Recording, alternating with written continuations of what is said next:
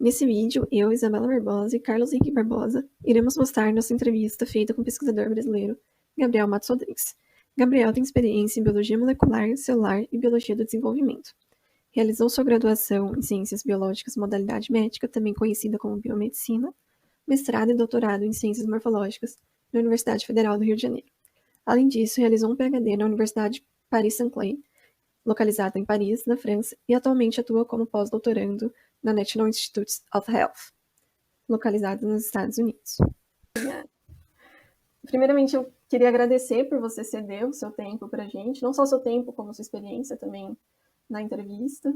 Então, muito obrigada por poder estar tirando esse tempinho para poder deixar a gente entrevistar. E em relação às questões, né, uma curiosidade minha é que quando eu cheguei aqui no laboratório, eu li vários artigos com o seu nome. E eu vi que nos primeiros artigos, assim, nos seus primeiros anos de pesquisa, você publicou artigos envolvendo instabilidade genômica, com foco no estudo da inativação de ATRIP, né, que é aquela proteína quinase, só que o foco desses estudos foram da inativação dessa proteína, principalmente em retina e cristalino em desenvolvimento. Também uma associação disso com a síndrome de Seckle, né, que é aquela síndrome que é causada por mutações, não só em ATRIP, mas em ATR, né, já que a ATRIP é uma proteína parceira de ATR. E aí eu queria saber por qual motivo você escolheu especificamente a retina e o cristalino para estudar a inativação do ATRIP e também a associação disso com a síndrome de Seckle. Ok, então esse projeto, na verdade, ele foi uma colaboração quando eu estava no laboratório do professor Rodrigo Martins, com o Pierre Olivier Fabar, que na época estava no Instituto Nacional de Câncer da Alemanha. Então, o jeito que... Isso foi uma colaboração que é até interessante essa história. Na verdade, os dois fizeram postdoc junto no St. Jude, em Memphis, em laboratórios diferentes. E porque eles estavam lá ao mesmo tempo, eles conversavam sobre ciência, e aí quando cada um montou seu laboratório, eles decidiram criar uma colaboração em diferentes tipos de vias de reparo de DNA durante o desenvolvimento, para entender como é que essas vias trabalham durante o desenvolvimento. O jeito mais ou menos que esse projeto foi estruturado e pensado era: o Pierre ia focar na parte mais de biologia molecular e celular em cultura e no desenvolvimento do cérebro, e o Rodrigo ia entender como é que isso se faz durante o desenvolvimento ocular. Nesse caso, desenvolvimento ocular, retina cristalina, eu estou me referindo, era principalmente um modelo para como entender essas vias trabalham e por que elas são importantes para o desenvolvimento e para as células, por exemplo. Uma das coisas importantes do olho é que não é um órgão essencial. Então você pode ter diferentes problemas durante o desenvolvimento, e depois, quando você tem o animal adulto, porque todos esses estudos foram feitos em vivo em camundongo, você pode identificar esse fenótipo ou o que aconteceu com o olho. Então tem algumas vantagens práticas de você estudar o olho. E então, em geral, essa escolha não foi minha, isso foi eu estando no laboratório e participando dessa colaboração. Mas eu acho que para eles foi uma escolha prática e interessante, e também ligada à expertise do Rodrigo, que era enfim, é um expert em desenvolvimento ocular. Então, acho que a resposta prática é essa. Então, Esse é o motivo que a gente foi estudar o cristalino e a retina. Então, nunca foi exatamente um foco seu, né, essas estruturas, mas sim a instabilidade genômica em si, né? Uma forma Para de mim, estudar a sempre, instabilidade. como pergunta, quando eu entrei no laboratório, o Rodrigo tinha acabado de terminar o postdoc, ele tinha acabado de chegar na UFRJ, e ele tinha algumas perguntas que eram continuação do trabalho de pós-doutorado. Então, os primeiros trabalhos foram do oncogenemic, que eu fiz isso com o Gabriel Cavalheiro, que é o outro ex-aluno do professor Rodrigo Martins. E depois disso, enfim, a gente respondeu algumas perguntas que tinham sido deixadas pelo trabalho pós-doutorado do Rodrigo, e aí meio que cada um começou a desenvolver seu próprio gosto e projeto. Pessoalmente, conforme o tempo foi passando, eu fui cada vez mais interessado principalmente por essa colaboração com Pierre Olivier Fabar e pelo estudo da instabilidade genômica em geral. Então, com o tempo, na verdade, eu acho que esse período que eu passei com o Rodrigo foi um período embrionário de entender a questão que depois, enfim, nos últimos 8 anos, eu acho que eu tenho focado principalmente entender qual é a pergunta que eu gostaria de responder e direcionar minha carreira para isso. Então foi, enfim, quando eu entrei no laboratório foi mais tocar, aprender como é que você faz as coisas no laboratório, como é que você consciência feita, eu diria.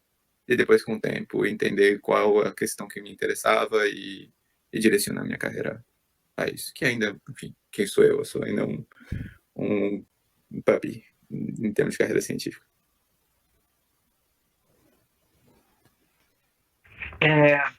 Agora, eu queria também te fazer uma pergunta, que você, em alguns dos seus artigos, você estudou a instabilidade genômica no modelo de nocaute de atrito em camundongos. E a gente queria saber o porquê que você usou esse modelo em camundongos e o porquê você usou o nocaute de atrito. Ah, o modelo de camundongo, em geral, para você entender e criar modelo de doença humana, é o que a gente chama é o melhor modelo que existe. Principalmente quando você se relaciona isso com doenças genéticas. Então, existe uma síndrome que foi introduzida pela Isabela, que se chama síndrome de Sackel, que é uma síndrome de desenvolvimento humano, que é bem rara, mas afeta, acho que 1 em cada 100 mil, ou algo desse tipo, humanos nascidos.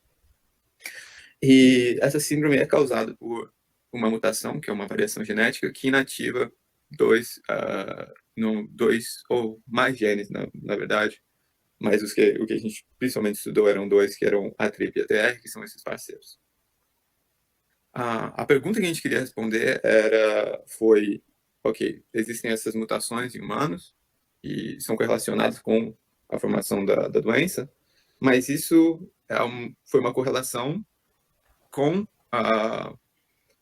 correlações funcionais, significando que não só essa mutação é relacionada com a doença, mas também existem fenótipos celulares nesses pacientes que fazem a gente acreditar que essa seja a causa da doença. A prova de princípio, normalmente, para você criar uma correlação causal entre uma mutação, uma variação genética e o efeito disso para uma doença, normalmente é você voltar e criar um modelo animal, por exemplo. E foi isso que a gente fez. Então, a gente ativou a TRIP e se perguntou a TRIP vai gerar os mesmos fenótipos esperados do desenvolvimento que vai estabelecer uma correlação causal entre a doença ou não. E, como esperado, foi realmente uma confirmação de que a TRIP é realmente o gene importante para essa doença, para a síndrome de Sackel. A gente, é claro, estudou outras partes de mecanismo molecular e tudo mais, mas essas foram outras questões.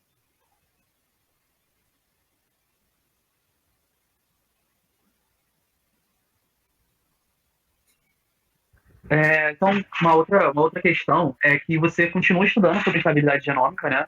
Só que você agora mudou o seu foco mais para o aspecto da estabilidade genômica e relacionado ao câncer, né?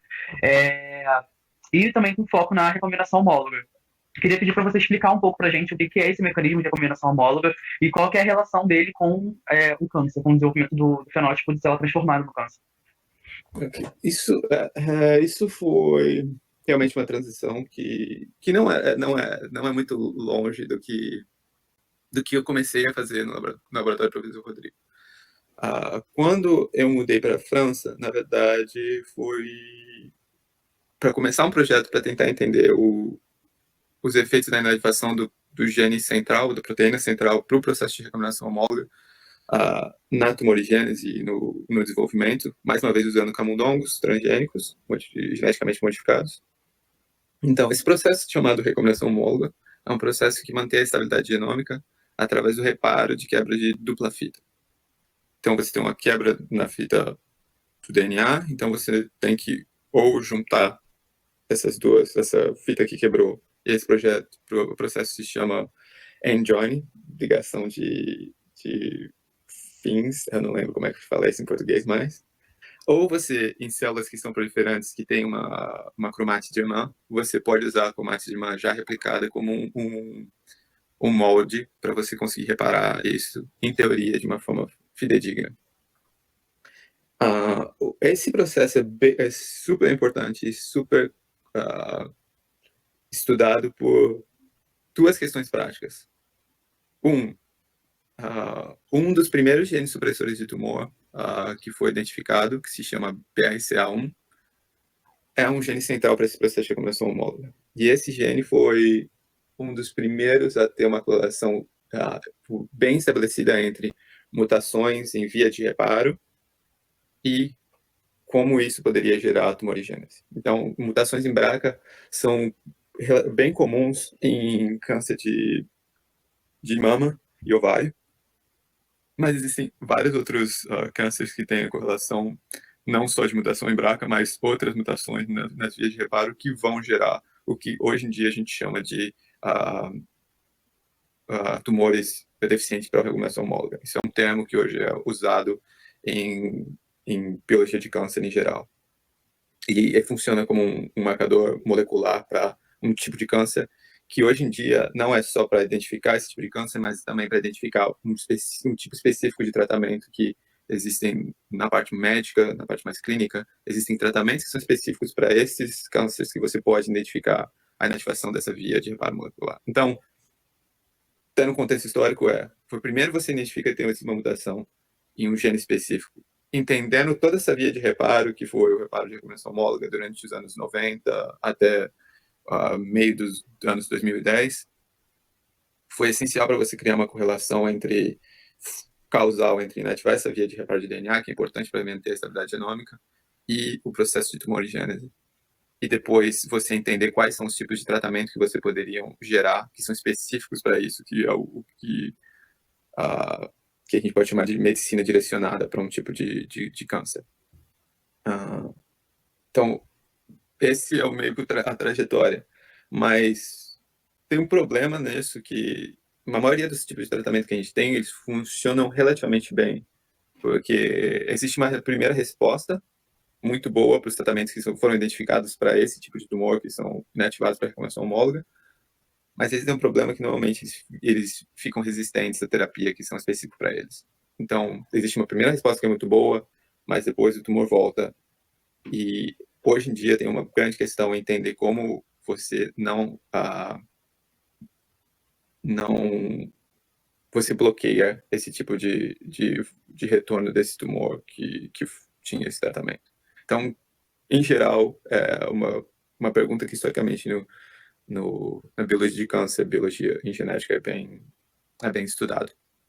A minha pergunta na minha tese de doutorado na França é que existe um grande paradoxo nesse processo todo, porque embora a maioria das vias dos genes que regulam a recombinação homóloga sejam mutados em câncer, o ator central que faz a atividade enzimática da recombinação homóloga não é mutado em câncer. É o que a gente chama do paradoxo de Ra51. Então, o meu principal objetivo foi porque existe esse paradoxo, foi identificar esse paradoxo e tentar entender por que esse paradoxo existe. E a ideia é que, na verdade, é uma ideia que a gente ainda está tentando estabelecer e tem uma publicação sendo revisada sobre isso, que, na verdade, não é o fato de você inativar a recombinação homóloga que causa câncer ou que é o efeito causador da tumorigênese, mas sim o fato de você aumentar vias alternativas que são extremamente mutagênicas. Não é, se você tivesse vias alternativas que não fossem tão mutagênicas, não seria tanto um problema. Então, a ideia central nesse processo para fazer um sumário de algo que eu demorei muito para tentar explicar, se você ainda tiver recombinação homóloga, você tem geração de câncer, diferentes tipos de câncer humanos. A questão principal não é o fato de você inativar a recombinação homóloga que provavelmente causa o câncer, provavelmente são as vias alternativas, que são chamadas de via alternative end joining, ou single strand annealing em inglês, que realmente são as vias que criam todas essas mutações e rearranjos do genoma que geram câncer. Agradeço de novo pela entrevista, obrigada por responder as perguntas e obrigada também pela pela contribuição com o nosso trabalho. Enfim, muito obrigada. De nada.